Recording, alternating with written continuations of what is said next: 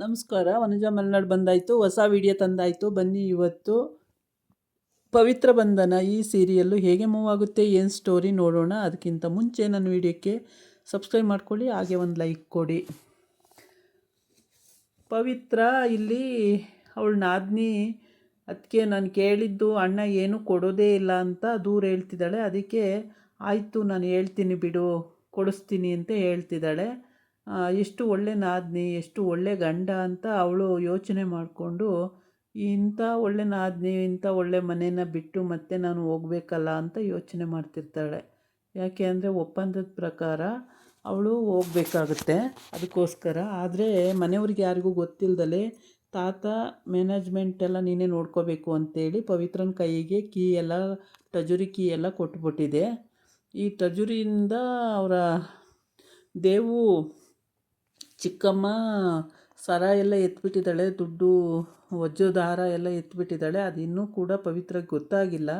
ಗೊತ್ತಾದ ತಕ್ಷಣವೇ ಅವ್ರ ಮನೆಯಲ್ಲಿ ಎಷ್ಟು ರಂಪಾಟಗಳಾಗ್ತವೋ ಏನೋ. ಆದರೆ ಪವಿತ್ರ ಒಳ್ಳೆ ಹುಡುಗಿ, ಏನು ಮುಟ್ಟಿಲ್ಲ. ಅಪ್ಪನ ಮನೇಲಿ ಅಷ್ಟು ಕಷ್ಟ ಇದ್ರೂ ಅವಳು ಮನೆಯಿಂದ, ಗಂಡನ ಮನೆಯಿಂದ 1 ರೂಪಾಯಿ ಕೂಡ ತೆಗೆದಿಲ್ಲ. ಹಾಗೆ ಆದರೆ ಏನು ಅಂತಂದರೆ ಇಲ್ಲಿ ಪಾಪ ಎಲ್ಲರಿಗೂ ಒಳ್ಳೇದು ಮಾಡ್ತಾಳೆ ಅವಳು. ಪ್ರತಿಯೊಬ್ಬರಿಗೂ ಒಳ್ಳೇದು ಮಾಡ್ತಾಳೆ, ಯಾವ ತೊಂದರೆನೂ ಕೊಡಲ್ಲ.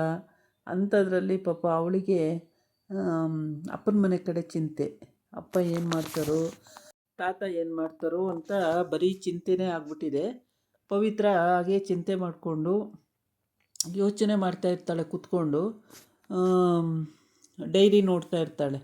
ಆದರೆ ಈಗ ಅಪ್ಪನ ಮನೆಗೆ ದುಡ್ಡು ಹೊಂದಿಸೋದು ತುಂಬ ಕಷ್ಟದ ಕೆಲಸ. ನಾನು ಎಲ್ಲಿಂದ ತಂದು ಕೊಡೋದು, ಹೇಗೆ ಮಾಡೋದು, ನಾನು ಏನು ಮಾಡಲಿ ಅಂತ ಯೋಚನೆ ಮಾಡ್ತಾ ಇರ್ತಾಳೆ. ದೇವ್ಗೆ ಹೇಳೋಕ್ಕೂ ಆಗಲ್ಲ. ಅತ್ತೆ ಮಾವ ಅವರೆಲ್ಲ ಹೆಂಗೆ ಮಾತಾಡ್ಬೋದು, ಸುಮ್ಮನೆ ಅವೆಲ್ಲ ಪ್ರಾಬ್ಲಮ್ ಕ್ರಿಯೇಟ್ ಆಗ್ತವೆ ಅಂತೇಳ್ಬಿಟ್ಟು ಅದೇನು ಹೇಳೋದೇ ಇಲ್ಲ ಅವಳು. ಅಪ್ಪನ ಮನೇಲೂ ಅಷ್ಟೇ, ಅಪ್ಪನೇ ನಾನೇನಾದರೂ ವ್ಯವಹಾರ ಮಾಡ್ಕೊಳ್ತೀನಿ, ನೀನೇನು ಚಿಂತೆ ಮಾಡಬೇಡಮ್ಮ ಅಂತ ಅವನು ಹೇಳಿದ್ದಾನೆ. ಆದರೆ ಇವಳು ಪವಿತ್ರ ಅದೆಷ್ಟರ ಮಟ್ಟಿಗೆ ಮನೆ ತೂಗಿಸ್ಕೊಂಡು ಹೋಗ್ತಾಳೋ, ಅಥವಾ ಆ ಕದ್ದಿರೋ ಅಂಥ ಮಾಲು ವಾಪಸ್ ಬಂದು ಇಡ್ತಾಳೋ ತರಿಸಿ ಇಲ್ವೋ ಅದನ್ನು ನೋಡೇ ಇಲ್ಲ ಅವಳು. ಅದು ದೊಡ್ಡವ್ರ ಮನೆಯಲ್ಲಿ ಈ ರೀತಿ ಅಂದರೆ ಇವಳು ಏನೂ ತೆಗೆದೇ ನೋಡಿಲ್ಲ, ಇವಳಿಗೆ ಎಷ್ಟಿದೆ ಅಂತಲೂ ಗೊತ್ತಿಲ್ಲ. ದೇವು ಕೂಡ ಅದ್ರ ಬಗ್ಗೆ ಅವನೇನು ಬರೀ ಟಜರಿ ತೆಗೆದು ತೋರಿಸಿದ್ದಾರೆ ಅಷ್ಟೇ, ಏನಿದೆ ಏನಿಲ್ಲ ಅಂತ ಏನೂ ಹೇಳಿಲ್ಲ. ಸುಮ್ಮನೆ ತೋರಿಸಿದ್ದಾನೆ, ಇದು ಟಜುರಿ, ಇದು ಬೀಗ, ಟಜುರಿ ಬೀಗ ಅಂತ ಅವಳು ಸೊಂಟದಲ್ಲಿ ಅದನ್ನು ಹಾಕ್ಕೊಂಡಿದ್ದಾಳೆ ಅಷ್ಟೇ.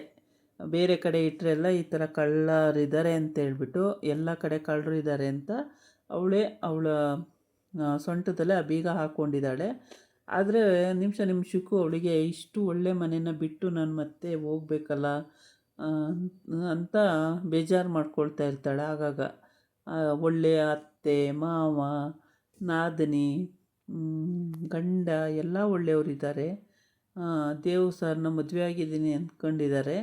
ಆದರೆ ನಾನು ಮದುವೆ ಆಗಿಲ್ಲ ಅಂತ ನಾನು ಹಿಂಗೆ ಹೇಳಲಿ, ಪಾಪ ಅಲ್ವಾ ಅವರು ಅಂತೇಳಿ ಹಿಂಗೆಲ್ಲ ಯೋಚನೆಗಳು ಅವಳಿಗೆ. ಆದರೂ ಏನೂ ಮಾಡೋಕ್ಕಾಗದ ಪರಿಸ್ಥಿತಿಲಿರೋದ್ರಿಂದ ಇವಾಗ ದೇವು